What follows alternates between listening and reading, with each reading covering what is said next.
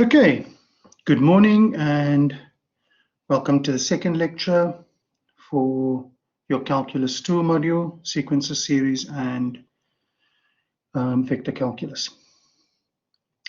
Okay, so we did basically all of the most important admin information that we needed to do yesterday. So I'm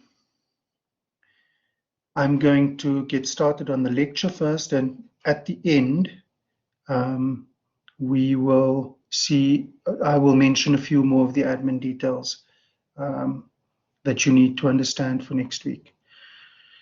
I assume that everyone can hear me. Shout if you can't. Once I see someone confirm that they can hear me, we'll switch over and start the lecture. Also, we will go until 10:30, then we'll take a 5 or 10 minute break. And H.L. Graham says that he or she can hear, so that's good.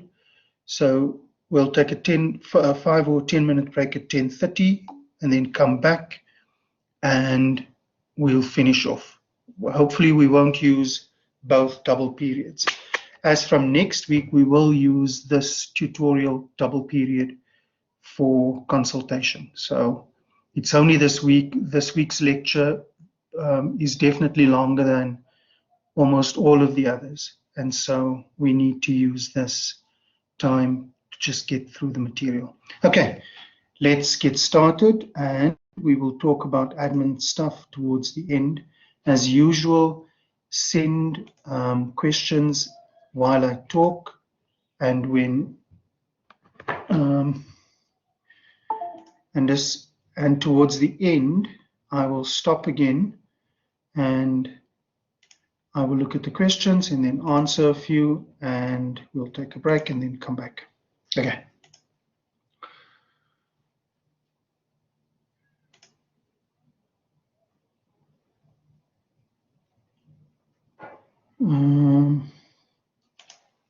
Full screen mode, and we can go. Okay, so yesterday I reminded you very briefly of what we meant with the word function. I introduced the concept of a sequence as a function whose domain is the set of natural numbers.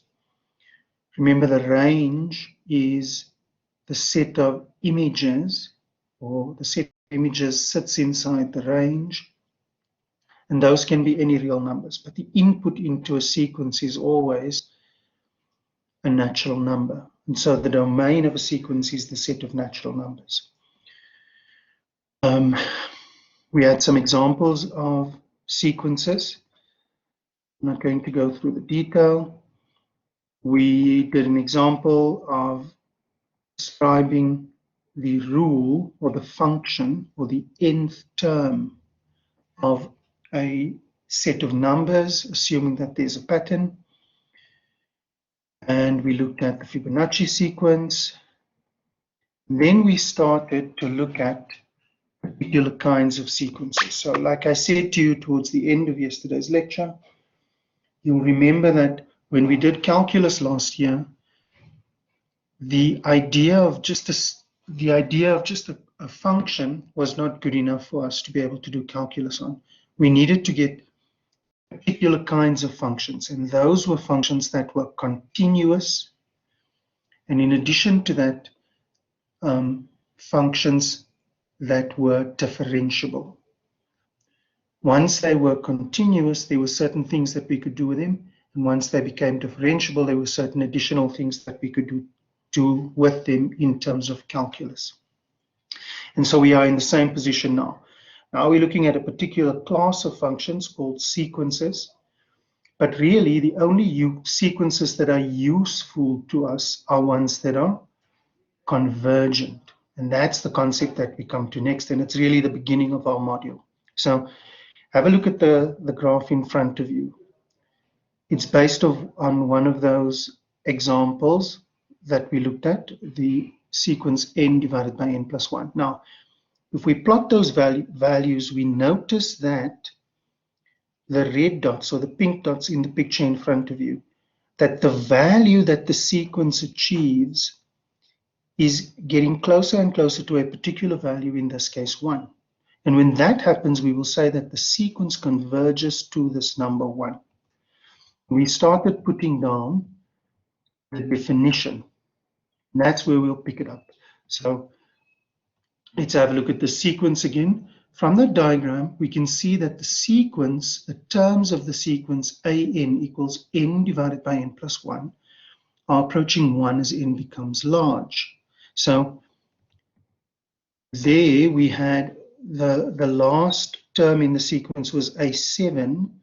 It was 7 divided by 8. Now you can spot the pattern. The next one's going to be 8 divided by 9, and then 9 divided by 10, and so on. And that sequence of numbers is getting closer and closer to 1. How do we know? How can we be sure? Well, we can do the following calculation.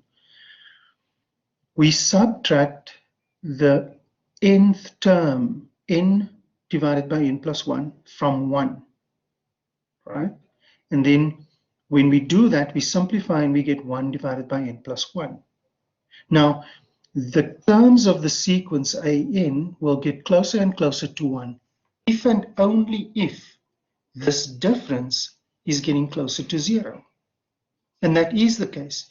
The larger I make n, the smaller I make the number 1 divided by n plus 1.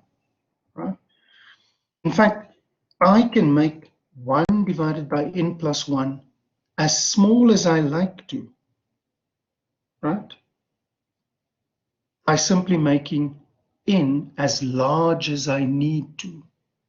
So however small I want to make that difference, I can always make that difference that small by just picking n sufficiently large. All right, and we'll do some calculations to make sure that you understand this, right? But for now, this is our first definition. A sequence an has the limit L, and we write the limit as n goes to infinity of an equals L, or an approaches L as n approaches infinity. There's another way in which we need to understand this. Now, that symbol there that has n arrow infinity means the number n becomes unbounded. And by that we mean, if you give me a very large number, a very large natural number, then n will eventually, this process of increasing n will eventually grow larger than that number. That means n is unbounded, right? And so I can read the statement in front of me as the limit of an as n becomes unbounded is L, or an approaches L as n approaches infinity, or as n becomes unbounded above, right?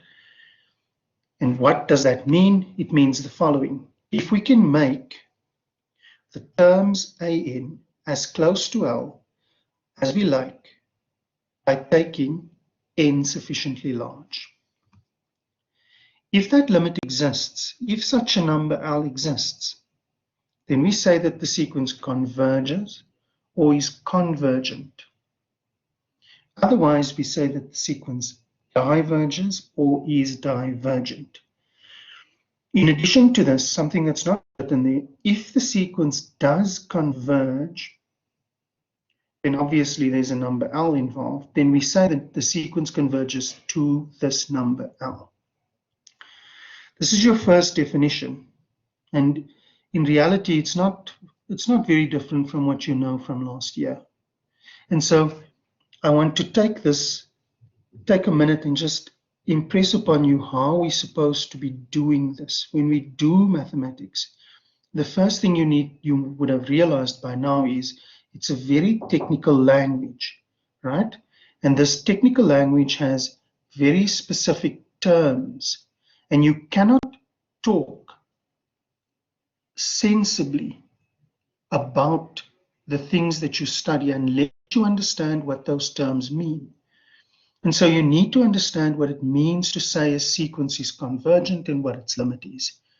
And of course, we've got many, many definitions coming, many theorems coming. And so you need to spend time understanding what these things say, and then you need to spend time practicing the use of the concepts by solving problems.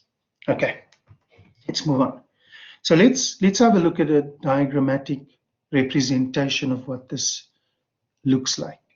So there we've got a picture of two sequences, the sequences being the dots, and notice that the dots show you that this is a function that's defined only for the set of natural numbers. So we cannot draw a continuous line, right, without picking up.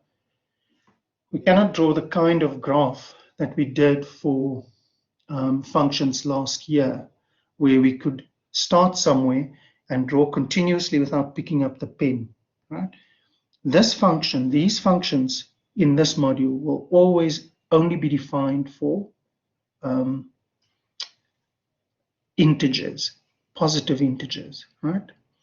We will be able to use the information from what we did last year, and you'll see in this lecture that there are certain theorems that we can make use of, okay?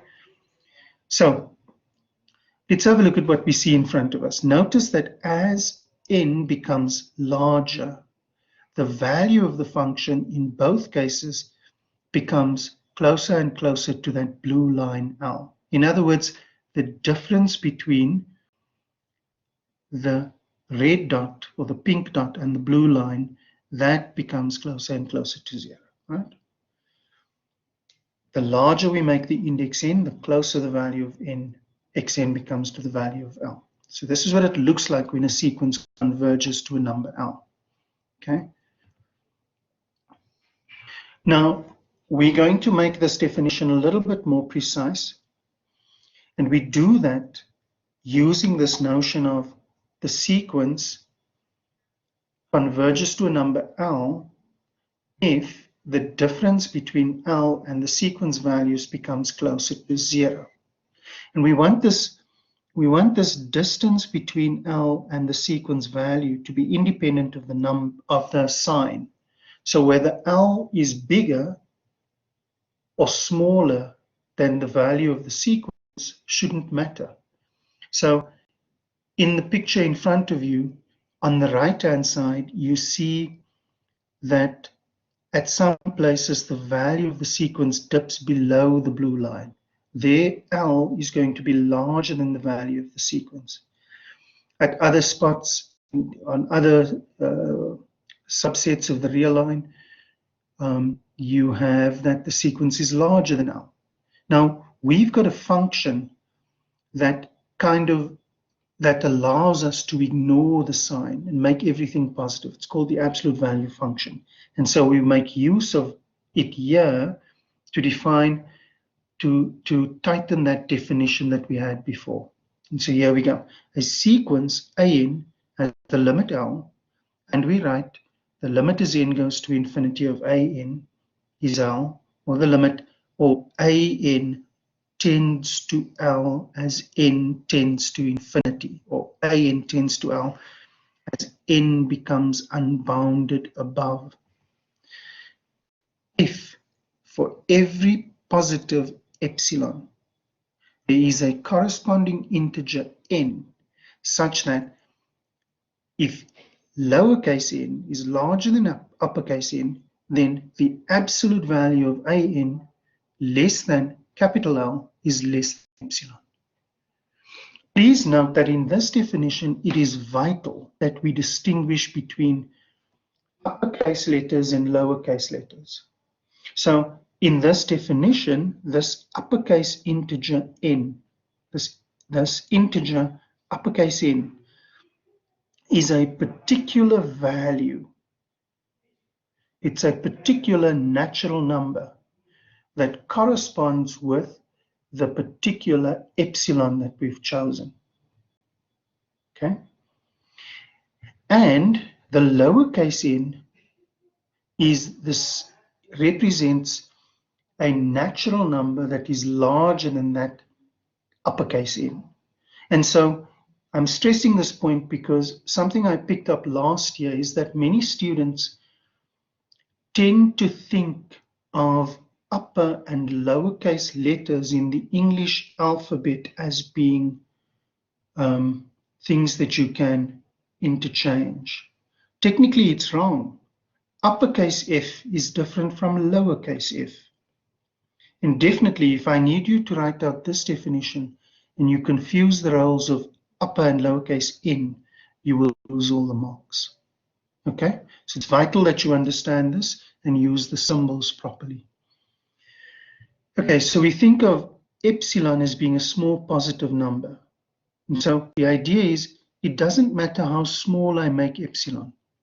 Remember that epsilon now becomes the distance between the limit and the point, the value of the function, the value of the sequence. It doesn't matter how small I make it.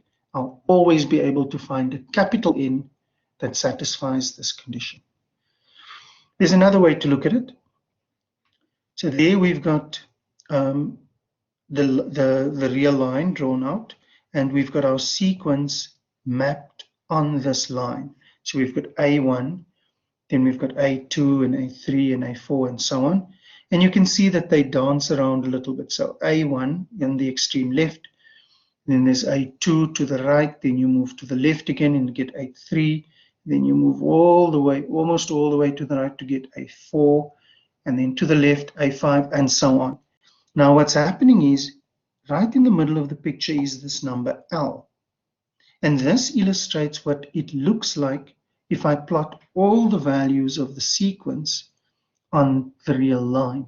So what's happening is, we've given ourselves an epsilon, and we've calculated that there's this number, there's this natural number, capital N.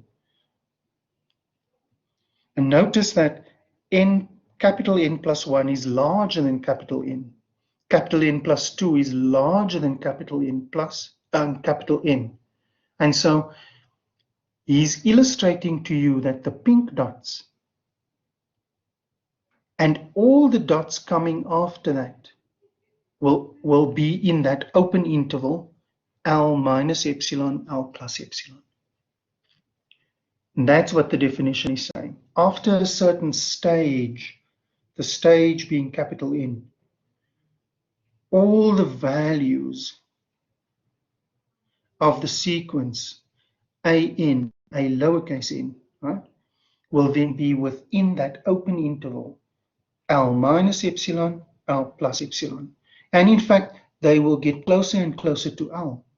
So AN plus 3 will be in between AN plus 2 and L, or slightly to the left of L, but before you pass AN plus 1, and so on and so on and so on. Right? I think you've got the idea. Okay, there's another picture for the same idea. The points on the graph here must lie between the horizontal lines. Notice that now we are involving 2 dimensions again. So in this picture, we are plotting the value of the function against the y-axis again, right? And it allows you to see, as you make n larger, that the dots are getting closer and closer to the blue line. And after the stage n, all the pink dots are in between the 2 green lines, right? Okay, please go spend some time making sure you understand what these definitions mean.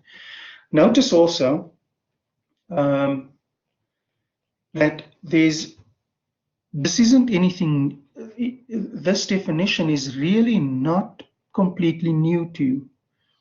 So if you go and have a look at definition 2.6.7 of the 8th edition of the textbook, you'll see a similar definition for the limit of a sequence, the limit as x goes to infinity of f of x, where that gets closer and closer to some horizontal axis. So go have a look at it. It's exactly the same thing, except in this case, the function is only defined for the set of natural numbers. Okay, and so this is how mathematics works. You've laid a ground, you've laid a foundation last year. Now we are picking up certain topics and going into them in detail. This is you'll see this happening over and over and over in your study of mathematics. Okay. Here's a very important theorem, and it relates to the thing I just told you. So remember, that definition 2.6.7 was a definition that told you about the limit as x goes to infinity of f of x. Now, suppose now we've got such a function, f of x, which is defined for all real numbers. And we make our sequence be a function that we derive from this function. In other words, our sequence is the same function, but defined only at the set of natural numbers. Then we've got f of n equals to an. And if that's the case, if the limit as x approaches infinity of f of x is L, then obviously the limit as n approaches infinity, as n goes to infinity of an, must be the same number. And there's a picture for that. So now you notice we can draw a complete line, right? We can draw a continuous line without picking the pen up from the paper, because y equals f of x is in fact defined for all real numbers. Now look at the dots on y. Look at the dots on the curve. Those are the dots corresponding to the sequence an, because the value at an is exactly given by this function f of x, right? And so you can see from this picture that this theorem makes sense. If the function itself is, if the limit as x goes to infinity of f of x is L, then the limit of an as n goes to infinity must also be L. So we'll have a number of theorems in this lecture and the next one relating sequences to old theorems that you did last year. Here's the next one. This one is the first application of Theorem 3. Because remember, we had that for this particular function, the function f of x equals 1 divided by x to the r, that the limit as x goes to infinity of 1 divided by x to the r is 0, right? And so we can apply Theorem 3 to this function and get that the limit as n goes to infinity of 1 divided by n to the r is 0 for any r positive. Suppose now we've got the case that as n increases, so what we've looked at now, right, what we've looked at now up to here is the idea that the value of the sequence gets closer and closer to some particular value, L in this case, the limit, right? But if you think about it, for sequences like the Fibonacci sequence, right? Let's have a look at the Fibonacci sequence. Here we go. Look at that sequence. The first term is 1, the second one is 1, then it's 2, then it's 3, then it's 5, then it's 8. You can see that as n gets larger, the value of the function also gets larger, and it gets larger quickly. So after the 35, we'll get 76, right? After the 76, we'll get 101, 111, and so on and so on and so on. So the value of the function here, the value of the sequence, is becoming larger as n becomes larger. So clearly, the Fibonacci sequence is an example of a sequence that doesn't converge, right? And so if that happens, then we need to be able to describe it. And here we go. We say that the limit as n goes to infinity of an is infinity if it happens that for every positive number m, there is an integer n such that if n is larger than capital N, then the value of the sequence must be larger than the value m. Right? And you can see that summarizes what we want to happen when this describes what it is that's happening when a function becomes, when the sequence value becomes larger as n becomes larger, right? It becomes larger, so I must be able to if I give you a very large number, 120 billion, right? If the sequence becomes larger as n becomes larger, then even if the number I give you m is very large, you should be able to find a stage in the sequence n, capital N, so that as long as I go past capital N for the index, then the value of the sequence must be larger than the m. That's the idea here, right? And so notice that if we've got the case that the limit as n goes to infinity of an is in fact infinity, then it simply means that the sequence diverges. Clearly it diverges. I mean, converges means the value gets closer and closer to a particular value L. In this case, it doesn't happen. But it diverges in a particular way, because diverges or not converging doesn't mean it needs to get bigger. We'll look at an example in a minute. So in this case, we'll say that the sequence diverges to infinity. You'll remember last year we had these things called the limit laws, right, for combining functions whose limits existed. So suppose we've got an and bn both convergent sequences, and let Cn be a constant real number. Then it is true that the limit as n goes to infinity of an plus bn is the limit as n goes to infinity of an plus the limit as n goes to infinity of bn. The limit as n goes to infinity of an minus bn is the limit as n goes to infinity of an minus the limit as n goes to infinity of bn. The limit as n goes to infinity of c times an. I can pull the c and put it in front of the limit. So it's c times the limit of an as n goes to infinity. The limit of a constant is the same constant.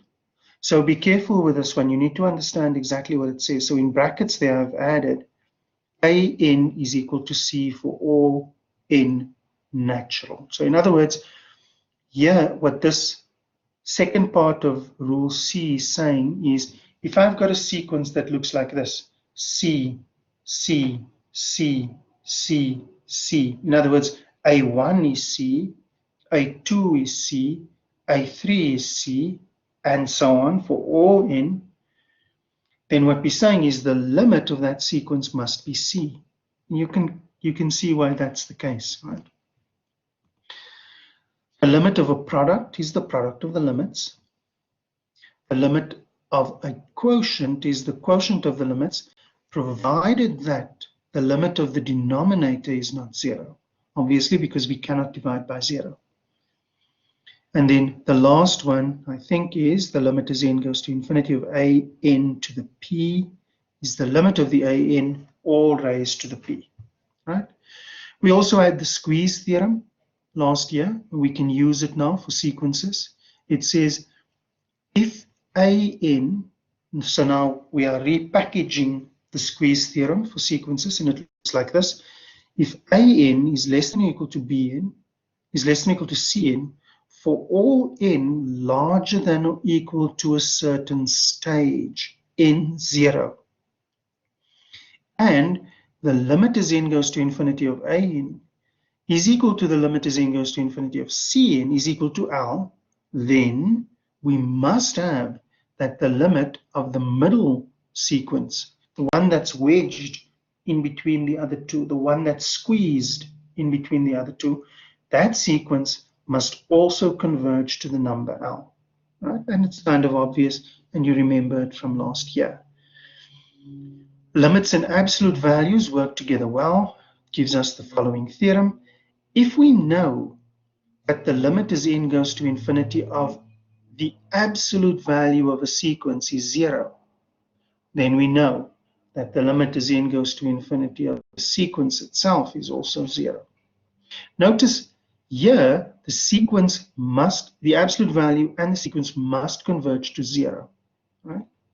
Be careful when using this theorem. Let's look at some examples.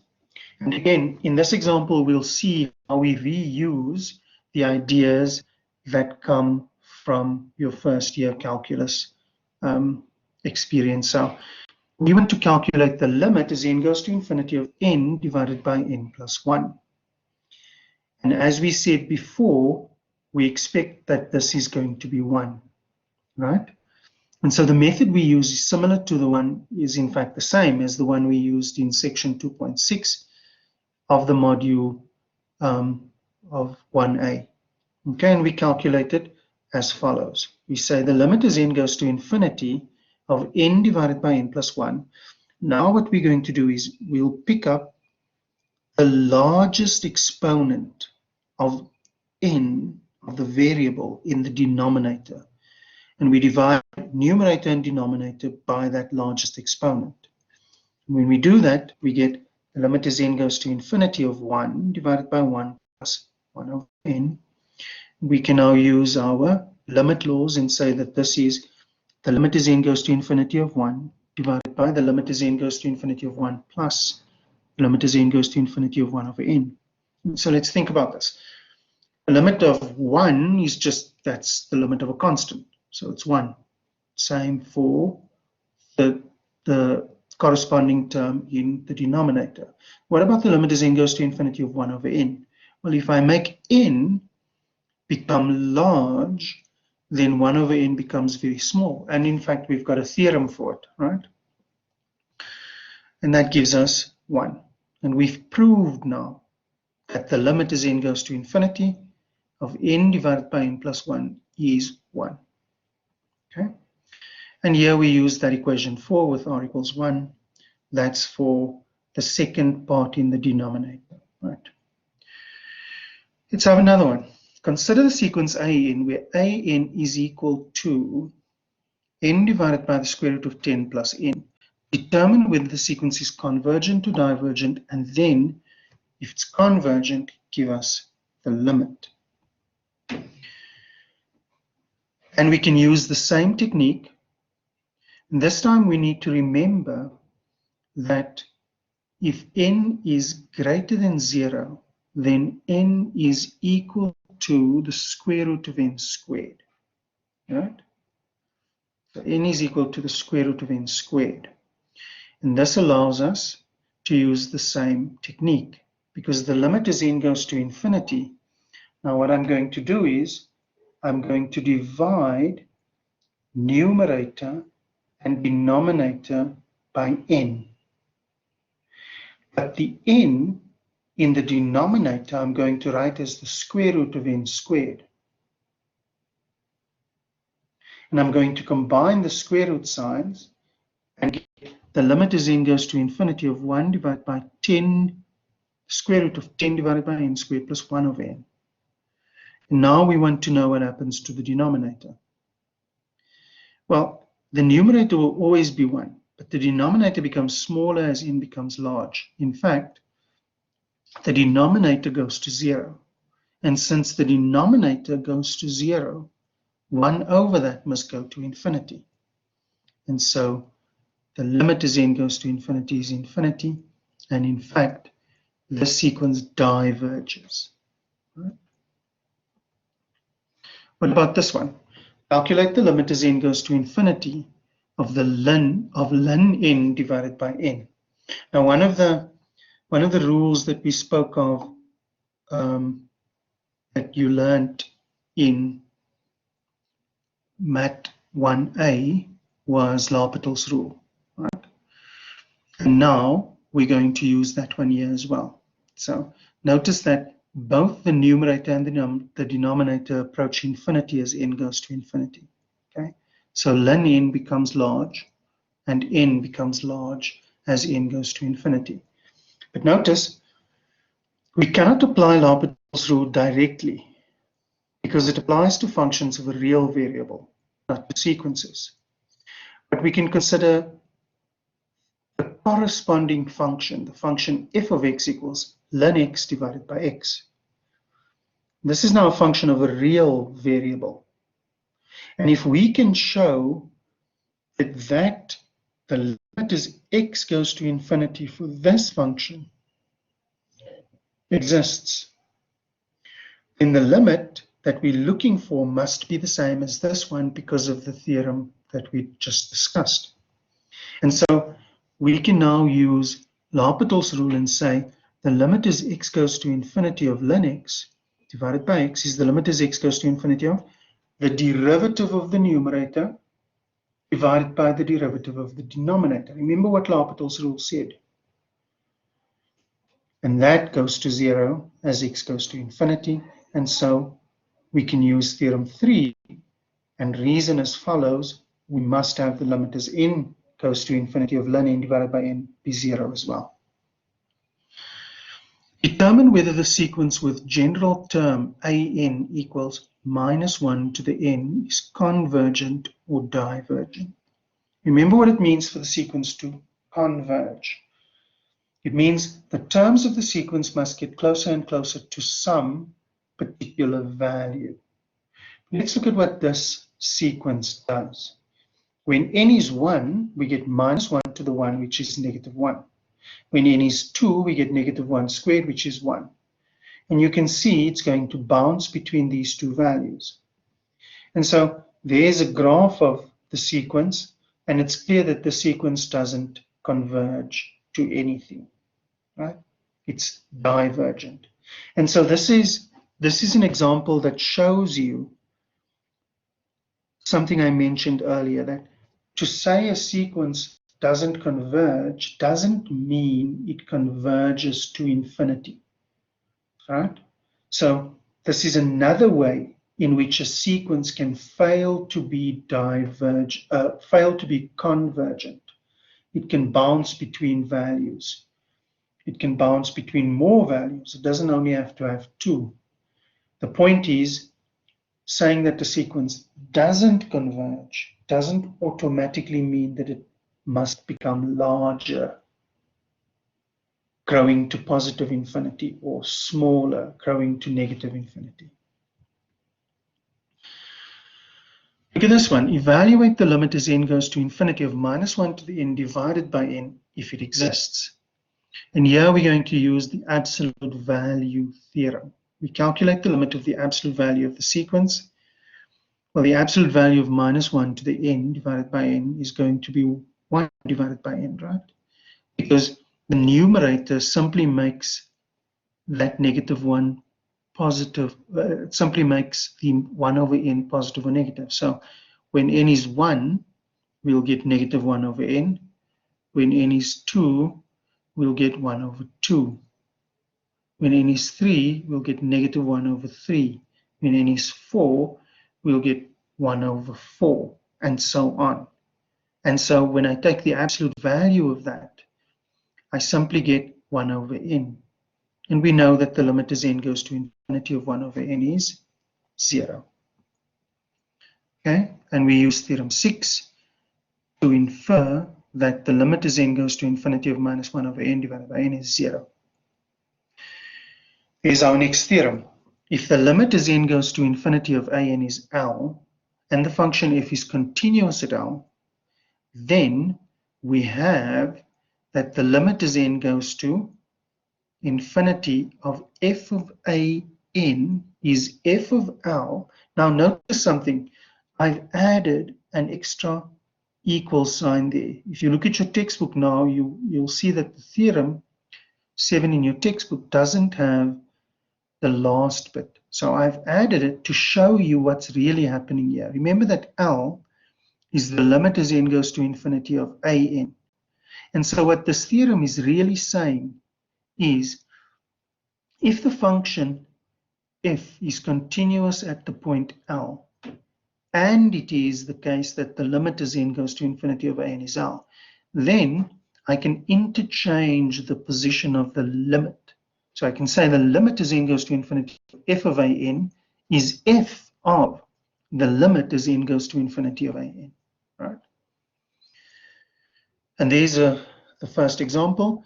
We are interested in finding the limit as n goes to infinity of sine of pi by n, and we know that the sine function is continuous at 0. And so we can use this theorem and reason as follows. The limit as n goes to infinity of sine of pi by n is equal to, because sine is continuous at 0, I can move the limit to inside the argument of the sine function and say that this is equal to sine of the limit as n goes to infinity of pi by n, which is equal to sine of 0, because that limit is 0. And sine of 0 is 0. And that gives us another tool to help us evaluate limits of sequences. Okay. Discuss the convergence of the sequence an equals n factorial divided by n to the n. I'll stop after example 10, and then we'll have a look at some questions. Where n factorial is 1 times 2 times 3, up to n. You know what n factorial is. We did it in the logic module last year. Okay, so both the numerator and the denominator approach infinity as n goes to infinity. Actually, it's not logic, it was the binomial theorem. So now we want to see whether this sequence, the sequence whose nth term looks like this, an equals n factorial divided by n to the n, does this converge or diverge? So we reason as follows. Now, we cannot use L'Hopital's rule in this case because that function n to the n, the concept of the factorial only makes sense if n is in fact a natural number, and it has to be a positive natural number. So we cannot extend this function to become a function of all real numbers. And so we need to find something else. So we look at the sequence, we look at the pattern that we get. A1 is going to be 1 because it's going to be 1 factorial divided by 1 to the power 1. A2 is going to be 1 times 2 divided by 2 times 2. A3 is going to be 1 times 2 times 3 divided by 3 times 3 times 3. And in the nth term is going to look like this. 1 times 2 times 3 all the way up to n divided by n times n times n times n times n times n. All right? And so it should be clear to you that this sequence becomes smaller, right? Because the number in the numerator is always going to be smaller than the number in the denominator. All right? And so we need to prove this algebraically though. Okay? So it appears as if the sequence converges to 0. And so let us write our an. Let's pull the first term, 1 over n. Let's pull the first element in the first factor in the numerator and the first factor in the denominator. So it's 1 over n times 2 times 3 times 4 all the way up to n divided by n times n times n. Now, it should be clear to you that the second factor there must be less than or equal to 1. And it's also clear that an is never 0, right? And so an must be greater than 0 and less than or equal to 1 over n, right? Because I'm multiplying the an is 1 over n times something smaller than 1. So if you multiply some number x with a number smaller than 1, then the result is smaller than x. And so we know that an n converges to 0 as n goes to infinity. And we can conclude using the squeeze theorem that an converges to 0 as n goes to infinity.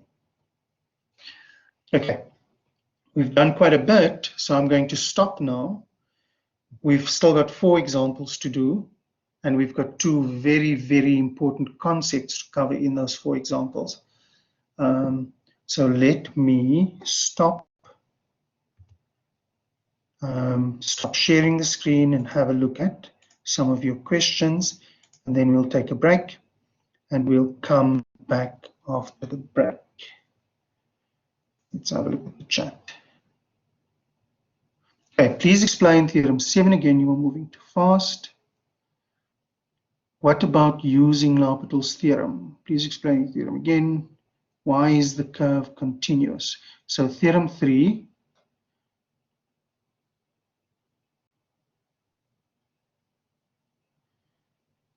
Okay. Okay. Please explain definition 2 again. Okay, 2, Theorem 3, example 5. Let me make a note of these.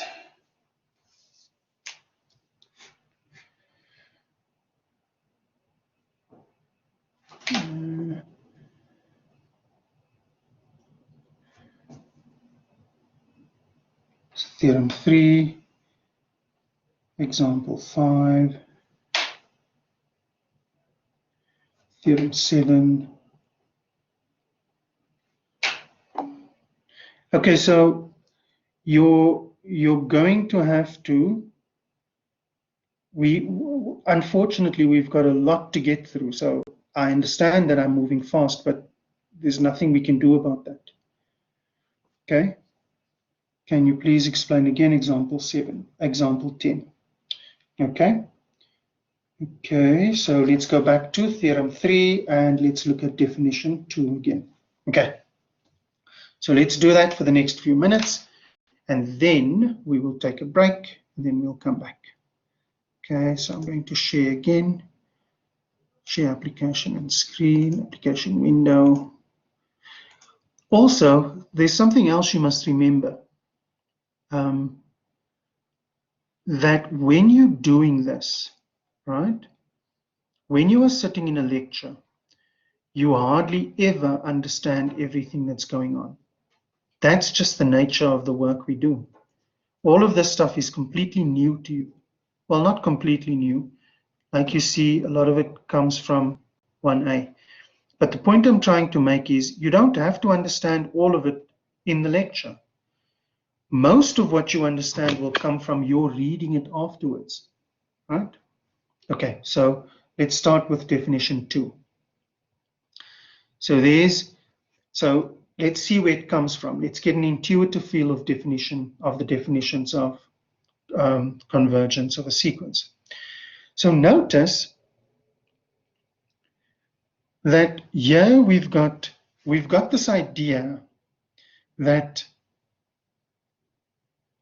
we've got this idea from this picture that as the index lowercase n becomes larger, the distance between the value of the function, the dot, and the blue line becomes smaller. That's what we mean. If this happens, if that happens, then we say that the limit of the sequence is equal to 1 in this case. So this is what we're trying to do mathematically. So I'm explaining to you what it looks like. I'm giving you an intuitive feel before giving you the definition. The definition is supposed to represent the picture in front of you in an unambiguous way, in a way that is mathematically accurate and correct. So there's the picture. As n becomes larger, the points of the sequence get closer to the blue line, which is the limit. Now, how do we do that in a definition? There's the definition. A sequence has the limit L, and we write the limit as n goes to infinity of a n is L, or an goes to L as n goes to infinity. If we can make the terms an as close to L, that's the important thing, as close to L as we like by taking n sufficiently large. So in other words, suppose I want to make the distance, the difference between an and L 1 over a billion, then I should be able to calculate a value n to be the index of the sequence, so that as long as the index is bigger than that n, then the distance between an and L will be within 1 over a billion. So this unfortunately is not something that can be, it takes, you need to listen to the entire sentence to understand what convergence of a sequence means. And you need to wrap your head around it. It does make perfect sense, but it does require you to listen to it many times and go and read it many times before it makes sense. So now let's look at definition 2. Right? Now it says a sequence has the limit L, and we write the same thing. That part of it is the same. I'm just rewriting the second part. The absolute value function is a distance function. So the absolute value of an minus L, go and look at your first year notes. The absolute value of an minus L is the distance between the numbers an and L. And so I'm saying, same as what I'm saying in definition 1, this is an alternative definition. It says the limit as n goes to infinity of an is L, or an goes to L as n goes to infinity, if for every epsilon positive, there's a corresponding integer capital N, such that if lowercase n is larger than capital N, then the distance between an and L is less than epsilon. So the idea is epsilon takes the role of what I used earlier as 1 over a billion. It's a very, very small number, and it doesn't matter how small we make it. Right? So that's the idea behind definition 2. Go read it. Go read it many times. Read it until it makes sense. Theorem 3. Okay, forgive my ringing phone.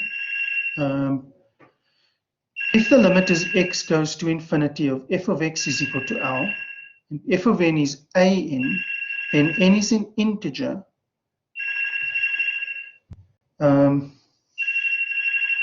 Let's take a break, and we'll go through the questions after the break. Let's start in 10 minutes.